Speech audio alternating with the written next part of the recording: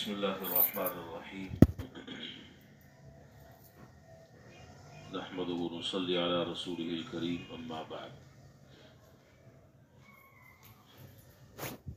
खाना खाने के आदाब से मुताल्लिक़ बात चल रही है। अब तक मुतफर्रिक़ आदाब आपके सामने आ चुके हैं। आज जो आदाब शुरू हो रहे हैं उनमें सबसे पहला अदब बयान फरमाया, खाना खाने से पहले हाथ धोना। बहुत अहम बातें, बड़ी अहम बातें। बज़ाहिर देखने को ये अमल बड़ा मामूली सा है, लेकिन आप हैरत करेंगे कि इस एक सुन्नत पर अमल करने के क्या नताइज और उसके क्या समरात इंसान को हासिल होते हैं। और हाथ धोना खाना खाने से पहले भी और खाना खाने के बाद भी, इसमें कोई मुशक्कत नहीं है, कोई तकलीफ नहीं है, कहीं दूर जाना नहीं है। चाहे अगली बात, चाहे हाथ में कुछ लगा हुआ है या हाथ पहले से साफ है, बहर सूरत सुन्नत समझकर अगर आदमी खाना खाने से पहले हाथ धो ले और खाना खाने के बाद फिर हाथ धो ले, फिर दोबारा मैं अर्ज कर रहा हूं, चाहे हाथ में कुछ लगा हुआ हो या न लगा हुआ हो, क्या होगा इससे, इसका क्या फायदा है।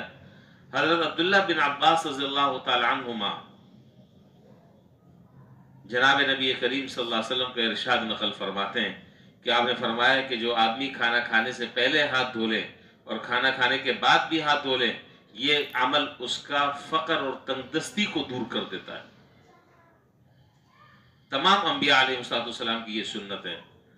इस फकर और तंगदस्ती ये हम सबका आज का मसला है, माश का मसला सबका है। तो अगर इस सुन्नत पर अमल कर लिया जाए और सुन्नत समझकर, तो अल्लाह ताला की रहमत से उम्मीद है, बल्कि ये यकीन है कि अल्लाह ताला इससे इंशाअल्लाह फकर और तंगदस्ती को दूर फरमा देंगे। और हजरत अनस रज़ियल्लाहु ताला अन्हु की रिवायत सुनन इब्न माजा में है।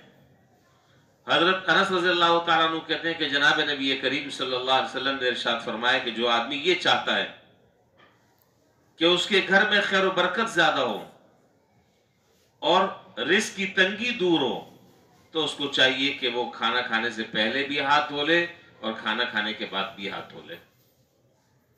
दो बात। तीसरी बात यह है कि एक ताबई है, वो फरमाते हैं, ये मसला मैंने पहले कहीं पर सुना था, आज उस किताब में मैंने तलाश किया, ये मुझे बाकायदा मिल भी गया।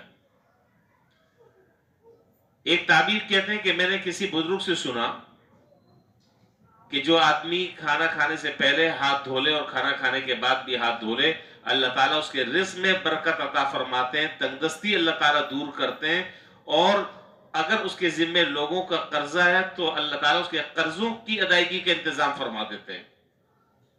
मैंने ये आज चंद साल पहले मैंने जुमे में कभी बयान किया होगा। दो आदमी मुझे मिले हैं जिन्होंने खुद इसकी शहादत दी है कि हमने इसका तजर्बा किया है। अच्छा, फिर ये साहब कहते हैं कि मेरे ऊपर 300 दिरहम का कर्जा था, 300 दिरहम का कर्जा था। जब मैंने ये सुना तो मैंने इस पर अमल करना शुरू कर दिया। खाना खाने से पहले भी हाथ धोता, खाने खाने के बाद भी हाथ धोता, और सुन्नत की नीयत से। तो कहते हैं कि उसकी बरकत से अल्लाह ताला ने मेरा सारा कर्जा अदा कर दिया, यहां तक कि 1 रुपया में किसी का मकरूज न रहा। अब आप मुझे बताएं कि ऐसी उम्दा चीजें और ऐसी प्यारी प्यारी चीजें कि जिससे हमारा माश का मसला भी हल हो जाए, हमारी तंगदस्ती भी दूर हो जाए, हमारा फक्र भी दूर हो जाए, घर में भी खैर बरकत हो, इससे ज्यादा और क्या खैर बरकत हो सकती है। तो भाई आज से जितने भी हजरात बैठे हैं, सारे ये नियत कर लें कि आज से हम इस सुन्नत पर इंशाअल्लाह अमल करेंगे। इंशाअल्लाह ये एक सुन्नत पर अमल करने का सवाब है, उसके अलावा बाकी और फवायद क्या है उसके अलावा, ये तो एक फायदा है।